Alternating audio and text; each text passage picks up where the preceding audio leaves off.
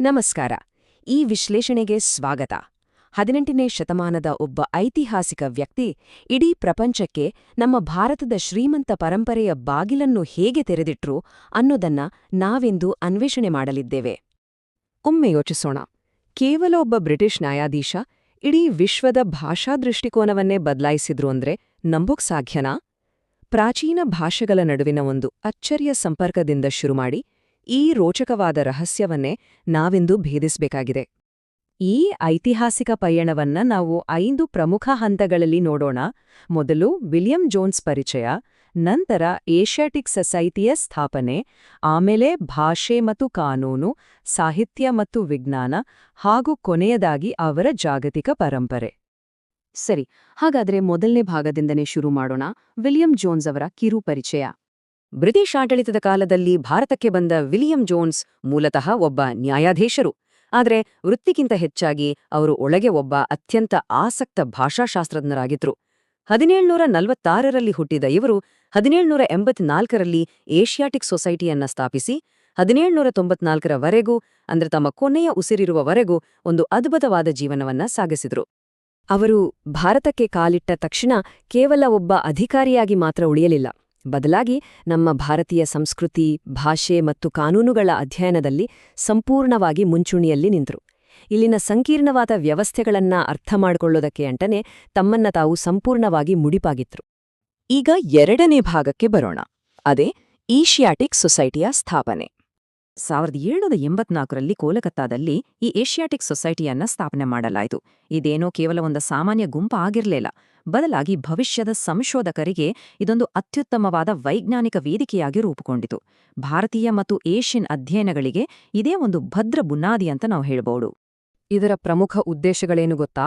ಏಷ್ಯಾದ ಇತಿಹಾಸ, ಇಲ್ಲಿನ ಅಪಾರವಾದ ಸಂಸ್ಕೃತಿ ಮತ್ತು ವೈವಿಧ್ಯಮಯ ಭಾಷೆಗಳನ್ನ ಆಳವಾಗಿ ಅಧ್ಯಯನ ಮಾಡೋದು. ಇವೆಲ್ಲವೂ ಅಂದಿನ ಕಾಲಕ್ಕೆ ನಿಜಕ್ಕೂ ಅತ್ಯಂತ ಬೃಹತ್ ಮತ್ತು ಮಹತ್ವಾಕಾಂಕ್ಷೆಯ ಗುರಿಗಳಾಗಿದ್ದುವು. ಮುಂದಿನ ವಿಭಾಗದಲ್ಲಿ, ಅಂದರೆ 3ನೇ ಭಾಗದಲ್ಲಿ, ಭಾಷೆ ಮತ್ತು ಕಾನೂನಿನ ಬಗ್ಗೆ ಗಮನಹರಿಸೋಣ. ಇಲ್ಲೊಂದು ಅದ್ಭುತವಾದ ವಿಷಯವನ್ನ ಗಮನಿಸೋಣ. ಸಂಸ್ಕೃತ, ಗ್ರೀಕ್ ಹಾಗೂ ಲ್ಯಾಟಿನ್ ಭಾಷೆಗಳ ನಡುವೆ ಎಷ್ಟೊಂದು ಆಳವಾದ ರಚನಾತ್ಮಕ ಸಾಮ್ಯತೆಗಳಿವೆ ಅನ್ನೋದನ್ನ ಅವರು ಮೊಟ್ಟಮೊದಲ ಬಾರಿಗೆ ಗುರುತಿಸಿದರು. ಕೇವಲ ಗುರುತಿಸಿದ್ದಲ್ಲ, ಸ್ವತಃ ಕಷ್ಟಪಟ್ಟು ಸಂಸ್ಕೃತ ಭಾಷೆಯನ್ನ ಕಲಿತು ಅದರ ಮಹತ್ವವನ್ನ ಇಡೀ ಪಾಶ್ಚಿಮಾತ್ಯ ಜಗತ್ತಿಗೆ ಪರಿಚಯಿಸಿದ ಕೀರ್ತಿ ವಿಲಿಯಂ ಜೋನ್ಸ್ ಅವರಿಗೆ ಸಲ್ಲಬೇಕು. ಇದರ ಪರಿಣಾಮ ಏನಾಯ್ತು ಅಂದ್ರೆ, ಈ ಒಂದು ವೀಕ್ಷಣೆ ನೇರವಾಗಿ ಒಂದು ಸಂಪೂರ್ಣ ಹೊಸ ಕ್ಷೇತ್ರದ ಉಗಮಕ್ಕೆ ಕಾರಣವಾಯಿತು. ಅದೇ ತುಲನಾತ್ಮಕ ಭಾಷಾಶಾಸ್ತ್ರ ಅಥವಾ ಕಂಪ್ಯಾರಿಟಿವ್ ಲಿಂಗ್ವಿಸ್ಟಿಕ್ಸ್. ಇಡೀ ಪ್ರಪಂಚದ ಭಾಷೆಗಳನ್ನ ವಿಶ್ಲೇಷಿಸುವ ವಿಧಾನವನ್ನೇ ಇದು ಶಾಶ್ವತವಾಗಿ ಬದಲಾಯಿಸಿಬಿಡ್ತು. ಬರೀ ಭಾಷೆಯಲ್ಲ, ಕಾನೂನಿನಲ್ಲೂ ಅವರ ಕೊಡುಗೆ ಅಪಾರ. ಹಿಂದೂ ಕಾನೂನು ಪಠ್ಯಗಳನ್ನ ಅವರು ಇಂಗ್ಲಿಷ್ಗೆ ಅನುವಾದಿಸಿದ್ರು, ವಿಶೇಷವಾಗಿ ಮನುಸ್ಮೃತಿಯ ಅನುವಾದ. ಇದು ಬ್ರಿಟಿಷರಿಗೆ ನಮ್ಮ ಭಾರತೀಯ ಕಾನೂನು ವ್ಯವಸ್ಥೆಯನ್ನ ಸರಿಯಾಗಿ ಅರ್ಥ ಮಾಡಿಕೊಳ್ಳಲು ಮತ್ತು ಅವರ ಆಡಳಿತವನ್ನ ಸುಗಮವಾಗಿ ನಡೆಸಲು ತುಂಬಾನೇ ಸಹಾಯ ಮಾಡಿತು. ಇನ್ನು 4ನೇ ಭಾಗಕ್ಕೆ ಬರೋದಾದ್ರೆ, ಸಾಹಿತ್ಯ ಮತ್ತು ವಿಜ್ಞಾನ ಕ್ಷೇತ್ರಗಳಲ್ಲಿ ಅವರ ಹೆಜ್ಜೆಗುರುತುಗಳನ್ನ ನೋಡೋಣ. ಮಹಾಕವಿ ಕಾಳಿದಾಸನ ಅಭಿಜ್ಞಾನ ಶಾಕುಂತಲಂ ನಾಟಕದ ಬಗ್ಗೆ ನಮಗೆಲ್ಲ ಗೊತ್ತೇ ಇದೆ ಅಲ್ವಾ? ಈ ಕೃತಿಯನ್ನ ಅನುವಾದಿಸುವ ಮೂಲಕ ಭಾರತೀಯ ಸಾಹಿತ್ಯಕ್ಕೆ ಒಂದು ಜಾಗತಿಕ ಮಾನ್ಯತೆಯನ್ನೇ ಅವರು ತಂದುಕೊಟ್ರು.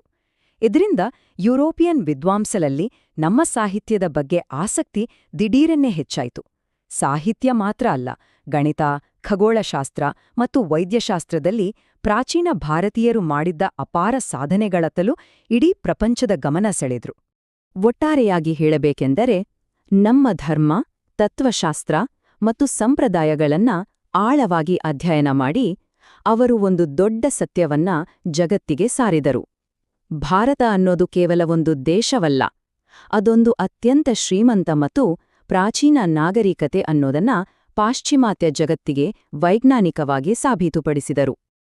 ಕೊನೆಯದಾಗಿ 5ನೇ ಭಾಗ, ಅವರ ಜಾಗತಿಕ ಪರಂಪರೆ ಮತ್ತು ಪ್ರಭಾವದ ಬಗ್ಗೆ ಚರ್ಚೆ ಮಾಡೋಣ. ಇಷ್ಟೆಲ್ಲ ಅಪಾರವಾದ ಕೊಡುಗೆಗಳನ್ನ ನೀಡಿದ ಕಾರಣಕ್ಕಾಗಿ ಇತಿಹಾಸದಲ್ಲಿ ಅವರನ್ನ ಭಾರತೀಯ ಅಧ್ಯಯನಗಳ ಪಿತಾಮಹ ಅಂದ್ರೆ ಫಾದರ್ ಆಫ್ ಇಂಡಾಲಜಿ ಅಂತಾನೆ ಅತ್ಯಂತ ಗೌರವದಿಂದ ಕರೆಯಲಾಗತ್ತೆ. ಇವತ್ತಿಗೂ ಕೂಡ ಭಾರತದ ಐತಿಹಾಸಿಕ ಅಧ್ಯಯನಗಳಿಗೆ ಅವರ ಕಾರ್ಯಗಳೇ ಮೂಲಾಧಾರ ಅಂದ್ರೆ ಖಂಡಿತ ತಪ್ಪಾಗೋದಿಲ್ಲ.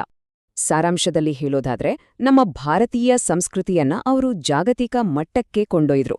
ಪೂರ್ವ ಮತ್ತು ಪಶ್ಚಿಮ ಪ್ರಪಂಚಗಳ ನಡುವೆ ಒಂದು ಭದ್ರವಾದ ಸಾಂಸ್ಕೃತಿಕ ಸೇತುವೆಯನ್ನೇ ನಿರ್ಮಾಣ ಮಾಡಿದ್ರು. ಅದರ ಜೊತೆಗೆ ನಮ್ಮ ಪರಂಪರೆಯ ನಿಜವಾದ ಮೌಲ್ಯವನ್ನ ಇಡೀ ವಿಶ್ವಕ್ಕೆ ಹೆಮ್ಮೆಯಿಂದ ಪರಿಚಯಿಸಿದ್ರು. ಈಗ ಕೊನೆಯದಾಗಿ ಒಂದು ಪ್ರಶ್ನೆಯನ್ನ ಕೇಳಿಕೊಂಡು ಈ ವಿಶ್ಲೇಷಣೆಯನ್ನ ಮುಗಿಸೋಣ. ಪ್ರಾಚೀನ ಜ್ಞಾನವನ್ನ ಅನ್ಲಾಕ್ ಮಾಡಿ ಇಡೀ ಜಗತ್ತಿನೊಂದಿಗೆ ಹಂಚಿಕೊಳ್ಳುವ ಶಕ್ತಿ ಎಷ್ಟಿದೆ ಅನ್ನೋದನ್ನ ಈ ಕಥೆ ನಮಗೆ ಸ್ಪಷ್ಟವಾಗಿ ತೋರಿಸ್ಕೊಟ್ಟಿದೆ ಅಲ್ವಾ? ಹಾಗಾದ್ರೆ ಪೂರ್ವ ಮತ್ತು ಪಶ್ಚಿಮಗಳನ್ನ ಬೆಸೆಯುವ ಮೂಲಕ ವಿಲಿಯಂ ಜೋನ್ಸ್ ಇಂದಿಗೂ ಪ್ರಪಂಚವು ನಮ್ಮ ಭಾರತವನ್ನ ನೋಡುವ ದೃಷ್ಟಿಕೋನವನ್ನ ರೂಪಿಸಿದ್ದಾರೆಯಾ? ಖಂಡಿತವಾಗಿಯೂ ಇದೊಂದು ಆಳವಾಗಿ ಯೋಚಿಸಬೇಕಾದ ಪ್ರಶ್ನೆ. ಈ ವಿಶ್ಲೇಷಣೆಯಲ್ಲಿ ಕೊನೆಯವರೆಗೂ ಜೊತೆಯಾಗಿದ್ದಕ್ಕಾಗಿ ಧನ್ಯವಾದಗಳು.